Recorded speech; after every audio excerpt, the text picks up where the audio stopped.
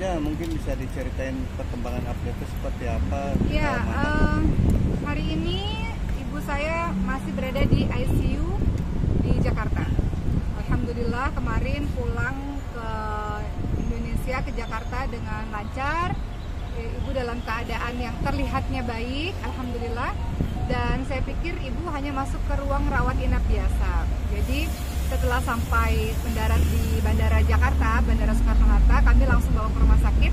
Ternyata dokter mengatakan ibu harus di ICU lagi, dikarenakan untuk observasi. Dan sampai hari ini masih terus dipantau oleh dokter. Memang ibu ada jantung ya, teman-teman semua mohon doanya. Dan disertai dengan penyakit-penyakit lainnya. Jadi sampai hari ini masih terus pengobatan lanjutan lah. Tadi saya juga sempat tanya sama dokter sampai kapan di ICU lagi. Kemudian dokter mengatakan kami belum tahu, tapi ya kalau bisa lebih cepat keluar dari ICU lebih baik. Hanya saja karena ibu ini pasca henti jantung ya, pasca cardiac arrest, gagal jantung.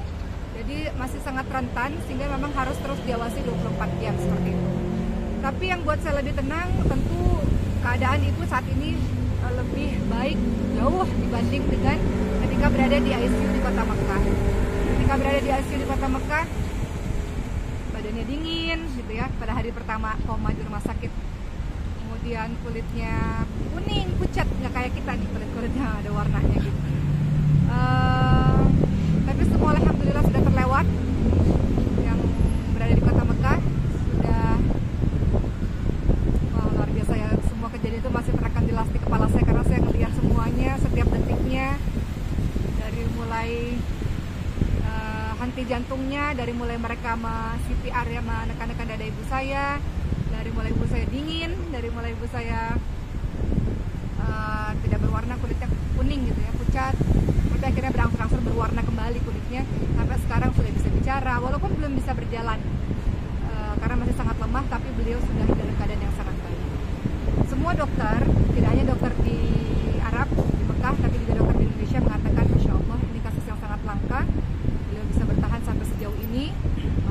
Maka terus diberikan support untuk ibu, karena kalau kita berikan support, karena yang paling penting bagi orang sakit itu salah satunya adalah semangat hidup ya, semangat untuk sembuh itu nggak boleh hilang, itu harus diberikan oleh orang-orang sekitar. Maka tadi dokter berpesan sebelum saya datang ke tempat ini untuk syuting tadi, saya sama Richie sama Rian ada di ICU dan tadi dokter berpesan kepada kami untuk terus memberikan semangat kepada ibu.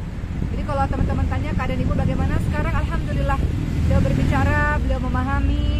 Kalau saya tanya ibu kenapa kemarin terjadi di Mekah, ya, ibu hanya menjawab pencapaian, ibu nggak tahu apa-apa. Beliau nggak tahu apa yang terjadi selama 11 hari beliau di ICU. Tapi saya pikir itu bagus lah, beliau nggak perlu tahu banyak hal bagaimana keadaan beliau. Ibu hanya mengatakan ibu kecapean, tapi alhamdulillah saya selalu mengatakan ibu semangat ya. Memang kemarin saya sempat mengatakan kenapa ya aku nggak bisa gerak, aku nggak bisa jalan, sempat kadang-kadang ada rasa putus asa, tapi saya katakan ibu nggak apa-apa, pelan-pelan sembuhnya. Yang jelas harus banyak makannya, harus banyak bergeraknya supaya bisa lebih cepat pulih. Jadi saya pikir untuk orang-orang yang merawat orang sakit ini, termasuk saya dan saya yakin banyak teman-teman yang merawat ibunya yang sakit atau anaknya yang sakit atau siapapun yang sakit, kita sendiri harus kuat supaya bisa menguatkan orang yang sakit. Kalau kita sendiri lemah, bagaimana kita bisa menguatkan orang-orang yang kita cintai untuk bisa kuat dan bertahan. Oke, kemarin sempat bilang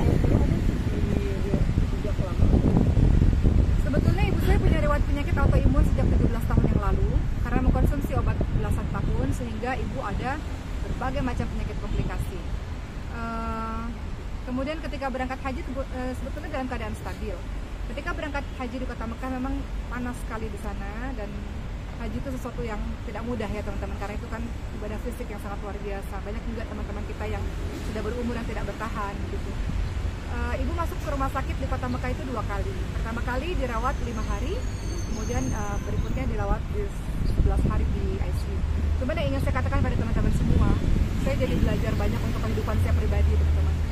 Saya nasihat diri saya sendiri untuk kita selalu percaya bahwa ud'uni astajib lakum, berdoalah kepada Allah maka Allah akan menjawab doa-doa itu, Allah akan perkenankan bagi kita.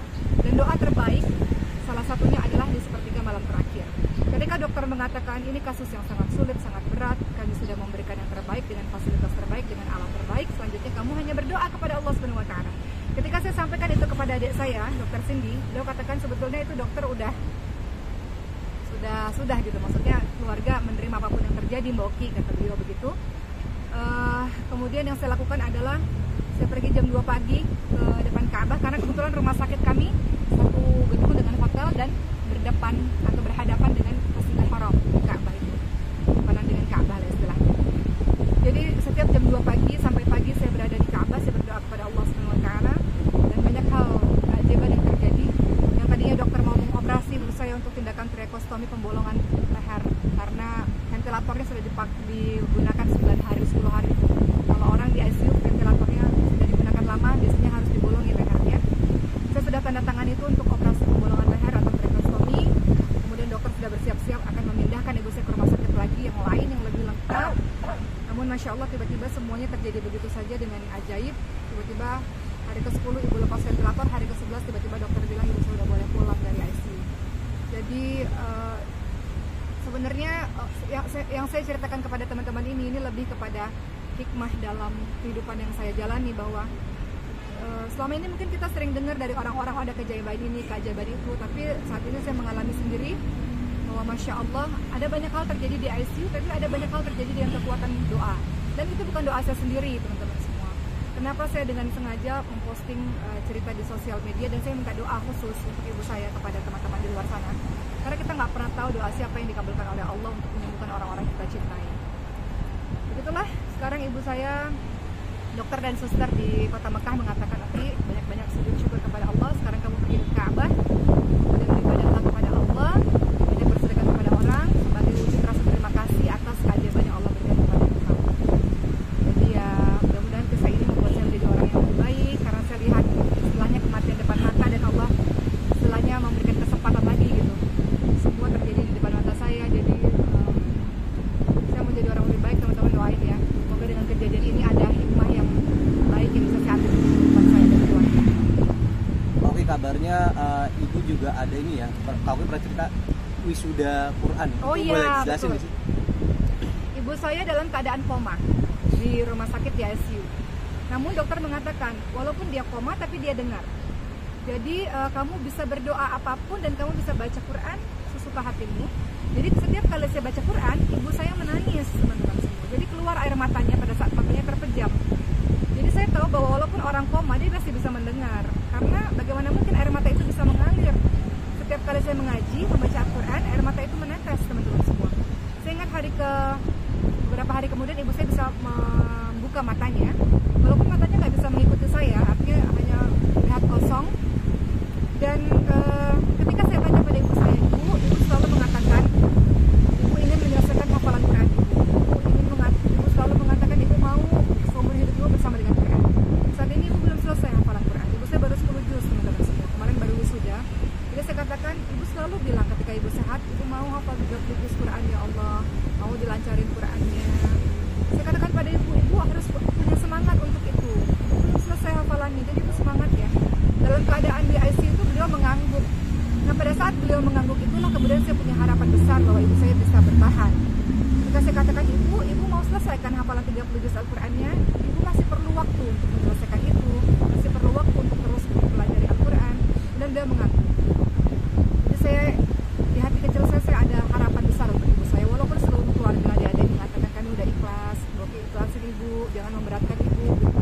Semua teman-teman mengatakan begitu, keluarga mengatakan begitu, adik-adik, Richie, Cindy, semuanya sudah dalam kondisi yang ikhlas dengan apapun yang terjadi, ridha dengan apapun yang terjadi. Namun pada saat itu susah ya teman-teman sekalian, perasaan dimana kita ridha, terima dengan takdir Allah, tapi di satu sisi ada harapan besar gitu. Itu perasaan yang memang nggak mudah sebetulnya. Tapi saya dengan ibu yang mengangguk itu, saya punya harapan besar bahwa ibu bisa bertahan. Ya alhamdulillah, dokter mengatakan ibu kamu punya semangat hidup yang tinggi, sehingga itulah yang mungkin salah satunya yang membuat dia bisa bertahan sampai hari ini. Jadi saya mohon doa lah dari teman-teman semua. Saya bersyukur kepada Allah, terlalu banyak kebaikan yang Allah berikan. Pada saat serangan jantung itu datang, dokter ada di kamar saya. Pada saat ibu saya henti nafas, rumah sakitnya berada di bawah hotel kami.